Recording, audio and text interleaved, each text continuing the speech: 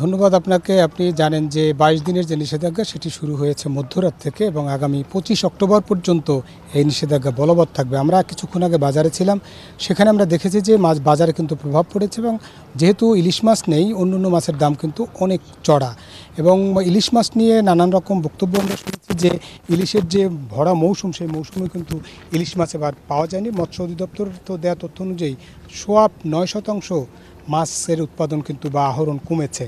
এর মূল কারণ হচ্ছে নদীতে চড়া পড়া এবং জলবায়ুর পরিবর্তন সহ নানা কারণে সাগর থেকে ইলিশ নদীতে আসতে পারে না এবং ডিম কম ছেড়েছে এমন দাবি করেছেন অনেক। অন্যদিকে জেলেরা বলছেন যে এখনও ইলিশ ডিম ছাড়ার উপযোগী হয়নি। এই অভিযান আরও এক সপ্তাহ পিছিয়ে দিলে হয়তো মা ইলিশ ডিম ছাড়ার উপযুক্ত হতো।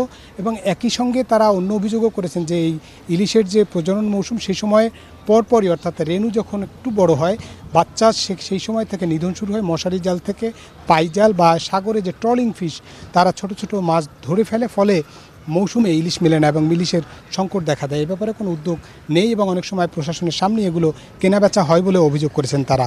অন্যদিকে এই নিষেধাজ্ঞার সময় যে প্রণোদনার চাল সেটি দ্রুত দেওয়ার জন্য তারা দাবি করেছেন এবং একই সঙ্গে বলেছেন যে যতটা পরিমাণ চাল দেওয়া হয় এর সঙ্গে যদি আর্থিক সহায়তা দেওয়া হয়, বিশেষ করে ব্যবসায়ী এবং জেলে উভয় পক্ষকে কিন্তু এই সহায়তার আওতায় আনা দরকার এবং এই সময়টা যেহেতু তাদের কোনো কাজ থাকে না সেজন্যই এই সহায়তা বাড়ানো দরকার বলেছেন। আর অন্যদিকে যদি আমরা বলি, জেলা বা মৎস্য কর্মকর্তা বলেছেন যে এই নিষেধাজ্ঞার মধ্যে যারা মাছ ধরবে, মাছ আহরণ করবে, মজুত করবে তাদের বিরুদ্ধে কিন্তু আইনগত ব্যবস্থা নেওয়া হবে।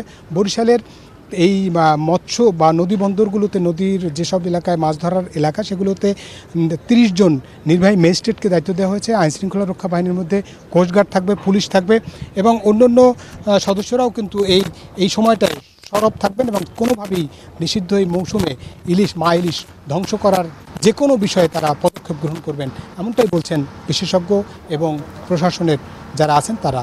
এই ছিল বরিশাল থেকে নিষেধাজ্ঞার সময় নিয়ে আমার সঙ্গে সবশেষ তথ্য। ফিরছি স্টুডিওতে। বান্ডেল থাকলে প্রতি সেনমানিতে টাকা বাঁচবে। বিকাশ সেনমানি বান্ডেল কিনে জিতুন প্রতি লেনদেনে।